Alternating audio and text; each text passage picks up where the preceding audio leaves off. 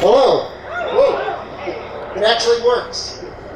I'm Bill Emheiser. I am the City Councilor for Ward 1, the Coastal Region, for those of you. I also sit on the Downtown Development Commission. And the Commission has been working for the last 9 months or so to work on the event that we're holding here today. We had everything beautifully arranged, all set for a gorgeous springtime outing for everybody, then COVID hit. So we kind of had to put things on delay. We decided that we would get the process going anyhow. I'd like to welcome you all and thank you all for being here, sort of braving the sort of social distancing that we have to do and wearing masks. But we're very excited as a city to see the transformation. As you drive down Pearl Street, you can see all of the changes undergoing. The construction underway is obviously the new garage that will be opening hopefully early next summer. We have work on developers and activities up and down Pearl Street. We have a development plan to redo the entire area of Pearl Street so that it becomes much more of a pedestrian way. And the most important aspect of this whole Mill District and area, in my thinking, is a piece of property that's behind us that we're going to be talking about today. We've temporarily called it Pearl Point. It's a point of land that sticks out into the river. And as you'll see as we go out there, some most spectacular views of the city. I was out there earlier with someone who was born and raised in the Biddeford area, and they said they have never seen views like this in the city. I think most of you will agree with me as we go on. So we have a lot of work today. We're looking for public input from all of you. We're going to be presenting concept designs and asking for your input, trying to determine how best to utilize the space that we have available. I'd like to introduce Todd Richardson from Richardson Associates. His office is right about over there somewhere, very close. And Todd has been working with on the design.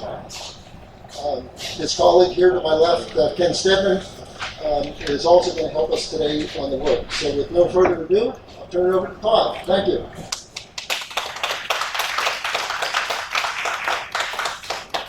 Well, good afternoon. I'll echo a few sentiments. It's great to see this process bring people out to listen to this presentation during some challenging times. So thanks for the effort, and it looks like everyone is masked and socially distanced, so thanks for those efforts. I want to begin by talking about some of the overall goals of what this get-together is all about. One that was just stated is input.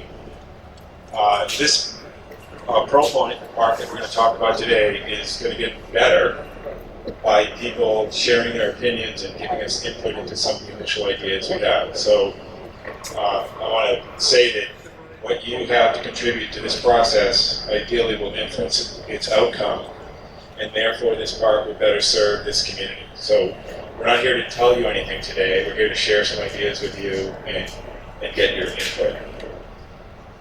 Likewise, this event is to raise awareness of this project. You're here probably because you received an invitation or read about it somehow. We're trying to get the word out about this project, and I think today is going to be a big step forward in making people aware of the possibilities.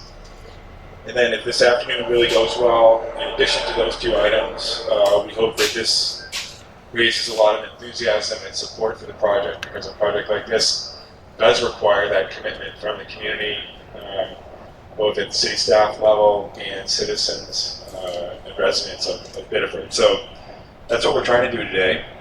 There's several parts of what we want to accomplish.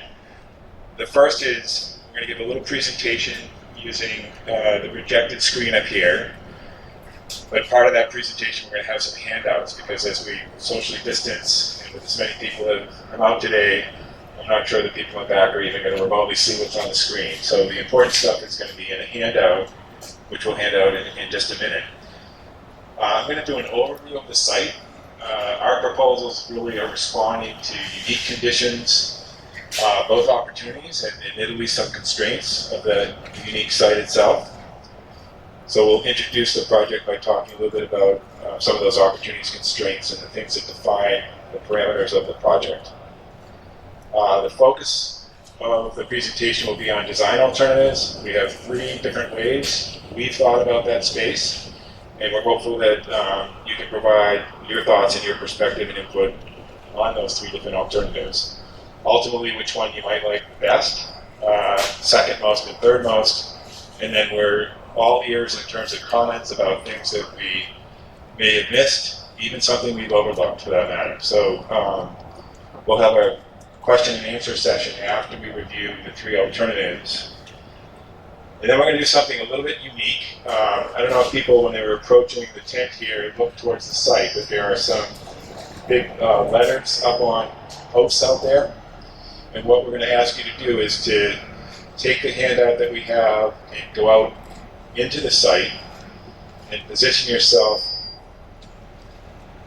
according to the letters that we have and out in the over there. And so they're keyed into the site plans.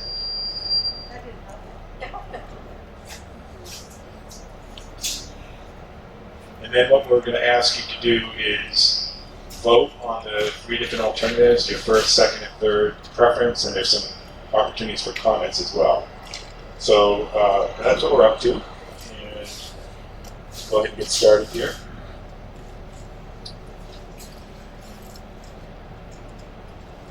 Recognizing that some of you aren't going to have the crystal clear view of this, what we have up on the screen is an aerial view, literally, of the entire city of Biddeford, not the entire city, but the core of the city right here.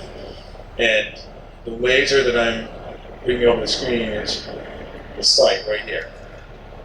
So it's a fairly diminutive site, but it's also an incredibly unique location from a number of perspectives. So I'll go through some of the issues and some of the contextual things that surround the site. This is Elm Street Route 1. This is the bridge coming over to Saco here, Route 1 bridge here, and then Saco Island in the middle with the river splitting here and here. If you look outside the tent here, you're actually seeing a portion of the river that's right here. And just in front of us to your left are the falls. And you can see those falls, the water is cascading down through here.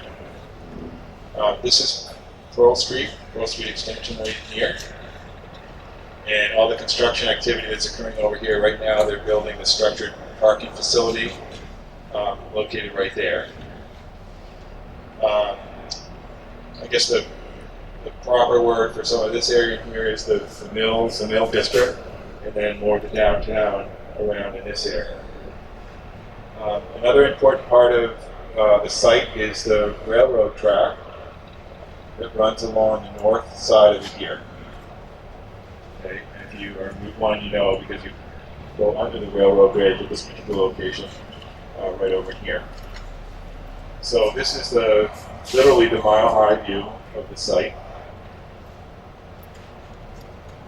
I'm going to take 2 more steps getting closer to the site and tell you a little bit more specifically about aspects of the site in this context. So this is the structured parking in this dark color here.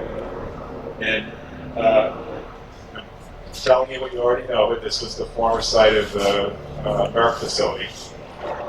This right here is the existing tower that remains right now. It's used a lot for telecommunications. It's located right here. And some of these charcoal-colored buildings here are just indicative of what future development might look like. So what's important is that we understand that this is an area that's seeing a lot of attention in terms of redevelopment, and the future use and activity will increase because of that. And then a lot of these buildings have already been adaptively reused. There's residential use. There's a really strong mixed use that occurs in here.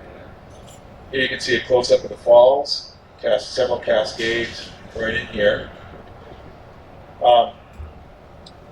Here's the site. And this portion of Pearl Street right here is intended to be pedestrian-oriented.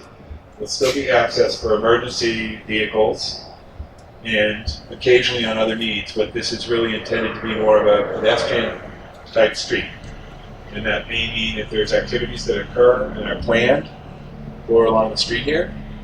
And the terminus of that right here is a circular turnaround right at the, I'll call it the doorstep to Pearl Point right here. A couple other things to note: the railroad track coming across the top right here. There's an underpass actually right in this location. When you get out to the site, please look for it, because that's an important connection through to this particular parcel to the north here, which most likely will be redeveloped, so there's a potential link there.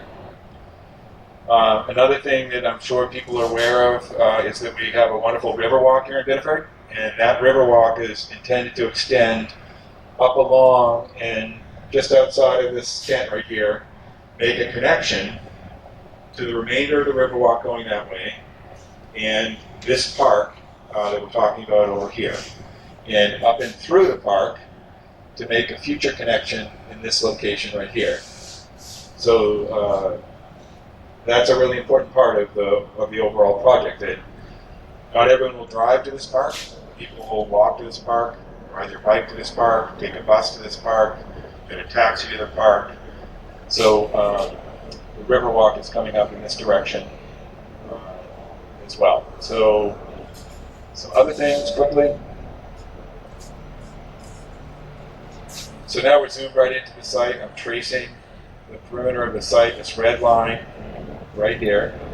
There's the tower located right there. And one thing I want to note here is this blue area. Historically, the site was used for a number of things, and this is a VRAP cap. So this is capping soils below it in this particular location. And so we just want to make people aware that the things that we're proposing over here require unique attention. It's a cap circumstance, so going down in the ground is less favorable and more challenging and likely more costly than putting something on top of this particular area. So, approximately a little bit more than a third of the overall Pearl Point Park site is underneath this cap right over here. So when you're walking over there in a few minutes, you'll be walking on top of that cap. You won't notice anything, but that's cap there. Okay, let's go ahead and hand out. There's 17 sets of materials that are being distributed.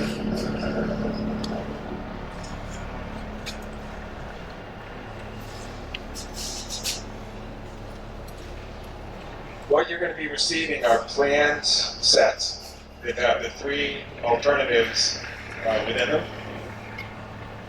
And everyone should get a set, because that set is actually going to be what you use when you go out to the site.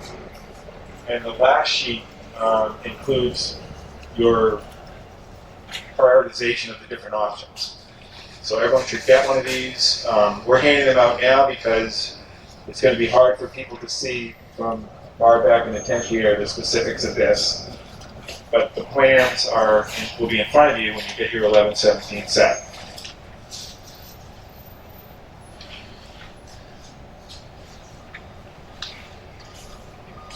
So for those that have their set, and everyone will in just a quick minute here, we're going to be looking at site alternative number 1. So in the lower right-hand corner, you'll see that identification.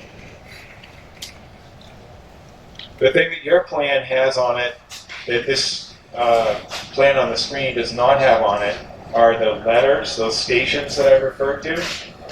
So for now, you can just ignore the A, B, C, D, E on those, okay? All right, looks like everyone's looking at this first alternative. So I want to identify a few items that are consistent throughout the different plans. One is this arrival drop-off area, which I showed you that I claimed was going to be kind of a pedestrian street. This is the end of that pedestrian street. So this might be a van dropping a handicapped person off right there. Okay, so there'll be a loop. We're proposing to have an identification for the park, Pearl Point here. and some landscaping there. So you would come in, be greeted by the sign, and the landscaping there. So that's one thing that you'll see consistent in all three of the alternatives. Another thing I mentioned in the overview of the site is the RiverWalk coming in from this southern portion, the lower portion of the site. This is the underpass here. The tower is being retained in all the options. And another thing that was really important for us as we began to look at this area would be to have a transition from this public space to some of the uses that will occur on the development parcels along Pearl Street is integrated. Sometimes there's a really hard line between public space and private space. This is really thinking about it differently in that the key connections and pathways would lead up into this development. There's one along the railroad tracks on the northerly side here, another one here. Depending on the types of uses that occur within these buildings, they would look onto the park and interact and use the park. And likewise, people may flow up into those buildings, either living in them, working in them, or purchasing something in them. I don't know what the ultimate uses will be, but there's an intended integration between sort of private and public interests in this particular area. Another thing that you're going to notice on all three plans is that under consideration is a really important connection over to the multimodal transportation hub in Saco, which some people know as a train station, but there's buses and cabs and Ubers and Lyfts, a lot that happen over there.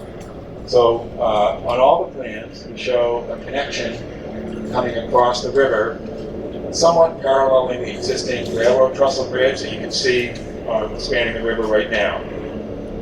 And there's currently a team of folks that are looking at what this bridge might be, where it might be, how it functions, and all that. So we're beginning to suggest and reflect in our plans that there will be a very important connection linking Saco Island and all that it has to offer, not only the transportation center, but people live over there, people work over there, and the development, and this is kind of the crown jewel in between the two. So with those things that you'll see in each of the plans, I'll point them out, but I won't spend as much time on each of them. Let me go into some of the specifics of this particular park project. So one thing of note are these gray boxes right here. Think of that as an outdoor performance pavilion or structure or shelter that sits in front of the tower right here. So it brings some scale into the park right here. And this large area right over here is a fairly generous plaza. So it has a hard surface on which you would walk or stand. And so that can be an opportunity for a number of different things. One might be some type of performance or gathering that utilizes that pavilion structure, and people can spill out in this entire area here. The two different colors are really just a texture change in the pavement. So this is really open. And when you get over there, you'll be able to get a sense of the scale of it. But this is intended to be a really active zone. We can see the potential of food vendors there, performers there, events there, weekend, evening, but it would be a really active community place for civic gatherings.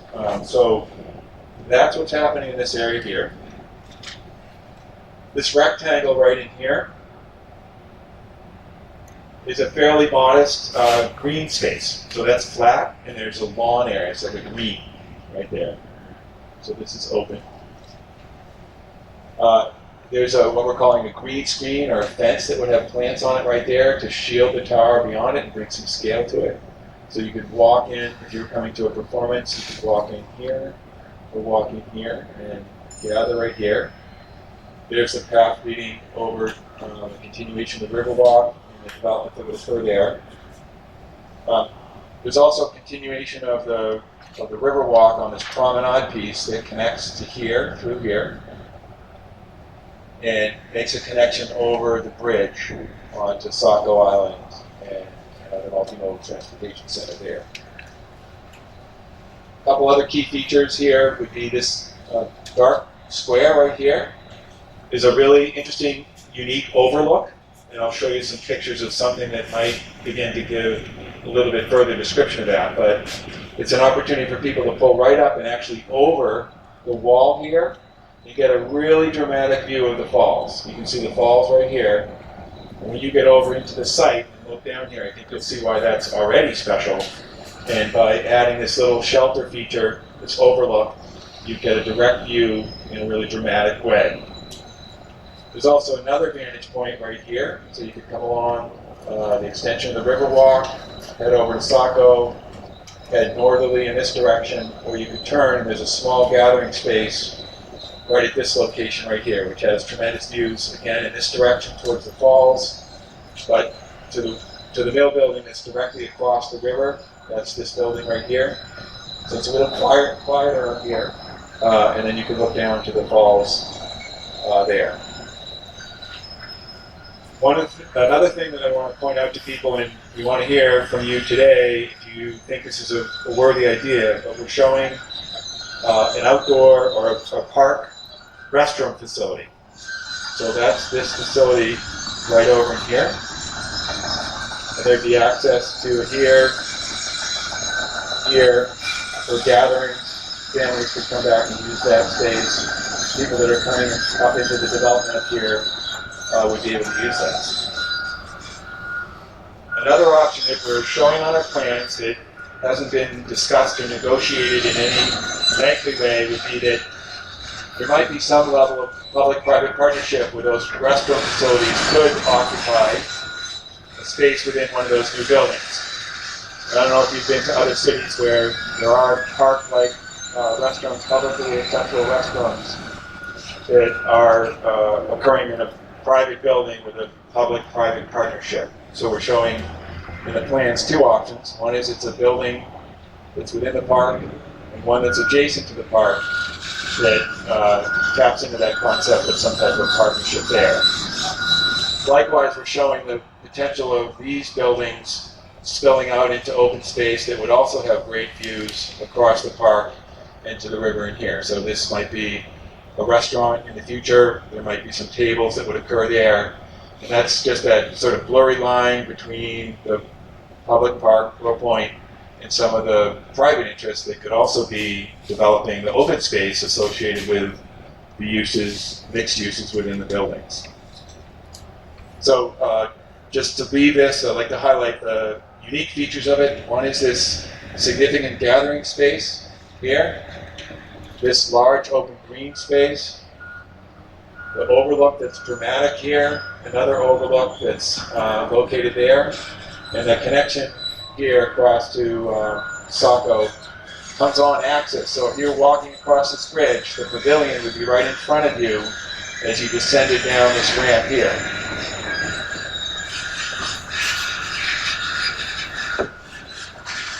So this is a collection of images, probably hard for everyone to see, but you can begin to see this little sketch up here is the different roof configuration that might represent these overlapping roofs of the pavilion. Here's the shelter. Here's some of the benches that might occur. Here's some of the plantings along the river. Here's a green screen that might provide some scale and green growing vines on a fence that might help to shield the communications tower that will remain. So this is just a collection of images. What we're proposing isn't exactly like one image, but we wanted to pull together a few images that would begin to convey the overall character. So that perched overlook, opportunity for people to have that green space for casual gathering, the promenade along the river, and some of the bench details that might occur there. Okay, if you want to switch your plans where it says site alternative number 2.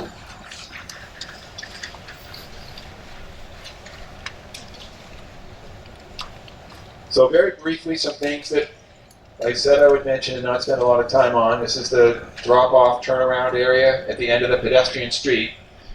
So if there was a gathering or event within this park, there may be food vendors and other activities occurring along the extension of Pearl Street here.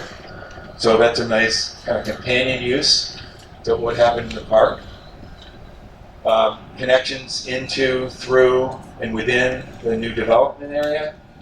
Connection under the railroad trestle. The RiverWalk, making a connection from the south here. And then the connection over to the multimodal facility in Saco Island and all that happens over there and in downtown Saco as well. So one of the things that might be immediately apparent just by looking at the overall site plan is this very simple arc that occurs here. So there's a big gesture or sweep that occurs throughout the park. And so for us, that's a very linear kind of plaza that runs along some of the best views to the falls and the river beyond. And so these darker streaks are benches that kind of form almost like an amphitheater. So people can sit on these, and they're on both sides of the walkway. And when people aren't sitting on them, they don't look like benches no one's sitting on. They look like large arced pieces of granite or concrete. Might be material for those. In this case, there's a pavilion that occurs right here, a viewing pavilion that could also be not only for looking in this direction, but for performances. So there could be a small performance there, and hundreds of people that might organize on this lawn area, some of which might have the privilege of sitting on some of these benches right here. So that's this kind of frontal area that sweeps literally right up onto the bridge. Another thing that is unique about this is this large green space right here. And what we're proposing adjacent to the tower would be to secure the tower with fencing, allow service to happen around it, which is necessary. But we're doing something unique with the ability to walk along here under a canopy. And I'll show you something that will help you understand that more. The other thing that we're proposing to do is to develop a retaining wall right there so that we can pile the earth up against it. So this is sloped so that people can sit on that slope looking outward to the water and to the pavilion there. So think of this as slightly sloped all through here, a little flatter up in here. This has an overhead structure above it. This obviously has an overhead structure above it. And then we're thinking of tying in where the bridge comes down and meets the park, that this too would have an overhead structure that you could walk under. And this, as you rise up over the river, would create really great views. We think there's opportunities for interpretation as well from this beginning of the bridge right here. A connection through to the underpass under the railroad there, and a sweep through up into the development from the bridge. So the circulation is fairly simple. Here it is behind there, and this arc, as I had mentioned before. Another thing to note is that this area, once the bridge starts lifting from the grade to get the elevation it needs to come across the river, we're proposing that this area over in here be more naturalized. So this little tip of the park, we're not inviting people to come over here. The majority of activity is in the core of the park in here. And this area would be proposed to be treated more naturally. So let me show you this, which is not in your packet, but I think explains that way in which we would build the earth up and some of those covered structures. So let's start at the river. That's the blue right here. And the river is quite a bit below the level of the park. This is that first viewing structure that would capture views out over the river and to the falls. So those are people underneath that particular shelter. The stepping up that you see right through here are those benches that kind of create almost like an amphitheater, and you can see that people could, if they're right in front of the structure, could look at performers in the structure and look through to see this almost canyon-like condition that's outside the tent right here beyond. But if you're on either side of the structure, you would just look to the river itself. So That's that slope. And we're building the earth up here. And so this person right here is down at the ground where it is right now. So that's a service person that's managing something associated with telecommunications at the base of the tower. And then this is the structure that wraps around the tower that people can walk within. And I'm going to flip back just for a minute to show you that. So that section is cutting through, I started at the river, then I showed you the pavilion, then I showed you this sloping up, and then this is the place people walk under, and the service would be down at this level around the pavilion, so around the tower. So we're trying to create an intentional, safe separation between the public that would be using the park and those that would need to service the needs that are associated with the tower. One consideration that we talked a little bit about, and we'd love to get people's thoughts on as well, is the integration of the arts, public art, performance arts. How might they enhance and use this space to really show that vitality in this community? And one idea would be that this back wall right here is sufficiently high enough where there could be outdoor art that would be displayed on the inside of that, so that this would almost be like an outdoor gallery. If you face towards the tower, you look at the display of some artwork, and that could be two-dimensional, possibly shallow but three-dimensional work that could exist on this wall that arcs around. And then if you were to turn 180 degrees from looking at a piece of artwork, you'd look out over the river. So that's how this cross-section helps us understand the relationship vertically of different things, as well as horizontally from the river to the tower itself right here. There's also been some creative ideas thrown around that maybe some aspect of the tower could be used for art itself. Maybe seasonally or every few years an artist is commissioned to do something on the tower. Maybe there are light projections that artists do up on the tower. There's a number of things. What we're thinking about is how do we potentially consider this an asset? And so this circular kind of art pavilion and walkway colonnade underneath there is one of those ideas.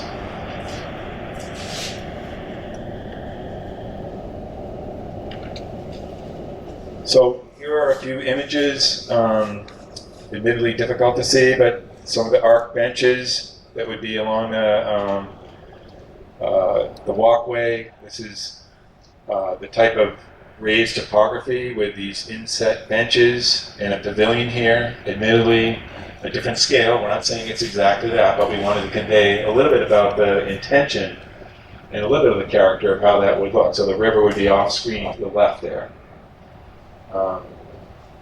And, we could have chose 100 different images, but, are there unique types of art, maybe even a limited type of graffiti that might occur on that? Some type of expression that might be a little different than the art museum that we're all used to. Or no, I don't know. But we're thinking creatively about how art can be integrated. And then here's this sweep along a water body here, obviously a different scale.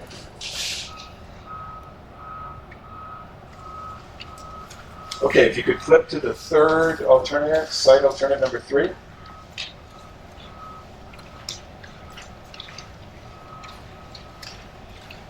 So each of the plans has something that's distinctive, and that's done intentionally so that we can kind of test the waters for people's preferences and interests.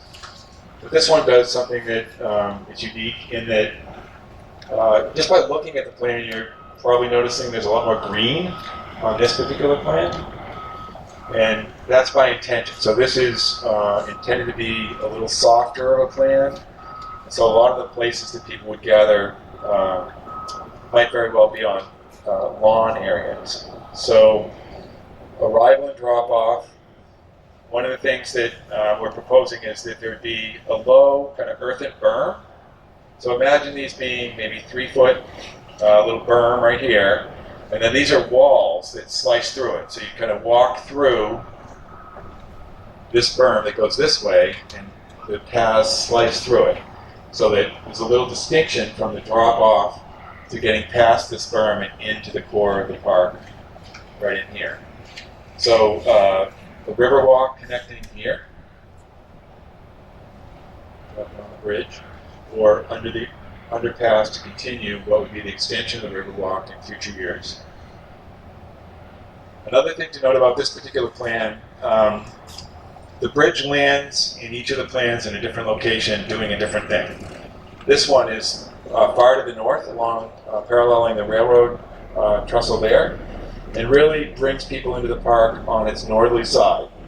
So the advantage of that is that it would make a connection up in this direction, up into this new development area and the structured parking that's underway. You could tuck under the overpass right here, or you could come along the RiverWalk here. So it's just a little different orientation. And what that does is, rather than the bridge landing in the middle here, this creates a big opportunity right in through here. So this is a large flat lawn area. And one of the things that we are emphasizing in this plan would be the introduction of plants in a unique way. It's a greener approach to it. And so we're thinking and concentrating a little bit more on the plants. And we're of two minds, and there's probably 10 other ways you could think about it, but one could imagine this having some horticultural interest, so that there may be flowering shrubs and flowering trees that would occur here, so that throughout the year there's kind of a horticultural interest within this kind of softer solution. The other is that all the areas that I previously identified could be ornamental plants, or those that have unique or showy qualities to them, could also showcase native plants. Like, if none of this was here, what type of plants might occupy the edge of a river like this? And so we're eager to hear if you have any perspective on which of those makes the most sense to you. So there's a large opportunity coming right through the core of the site for activities that would occur here. There's another significant open space right here, and by open I mean flat and with lawn. There could be some plantings that address some of the edges to give it that softness and interest.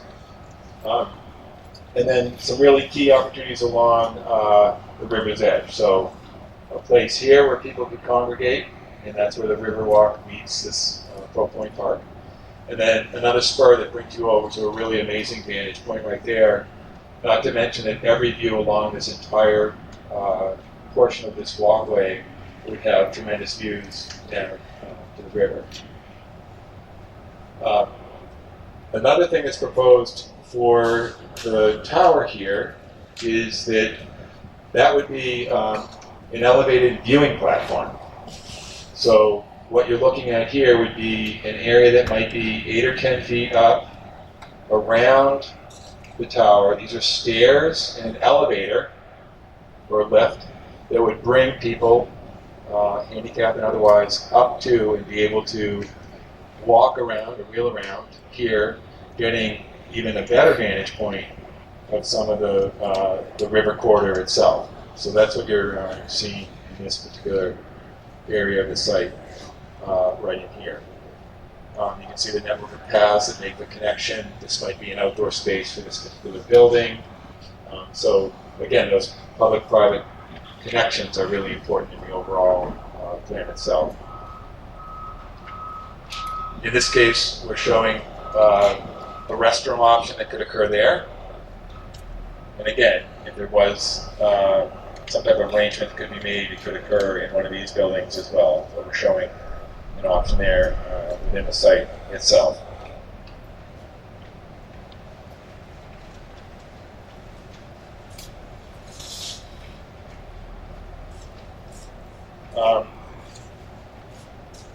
We tried to show a number of images that we think would be indicative of this kind of softer, greener landscape. So you can see, we're showing these might be some native plants, ornamental grasses, big drifts of plants that might look as amazing in the winter as they do in the summer.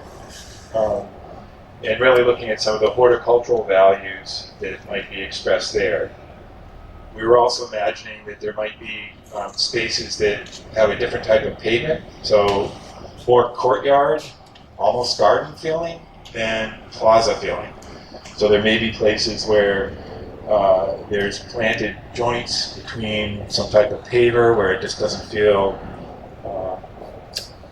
so much like a plaza, but more of a courtyard or small park. So these are some images that we collected around that. Another concept that we had on this plan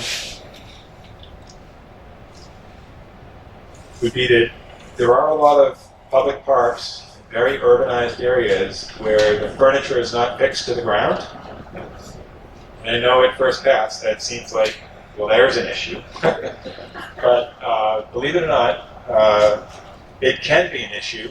But in a lot of circumstances, people respect that and they're able to socially organize furnishings how they might want. If you come down with some friends for lunch and there's 3 of them, you could organize some chairs or things like that. So we're curious about people's thoughts about that, but we were thinking that this is less about park furniture that's stuck to the ground, and maybe there's some flexibility to allow people to invent the ways that they're organizing who's using it, when they're using it, and how they're using it. So that's something that's a little different in this third alternative.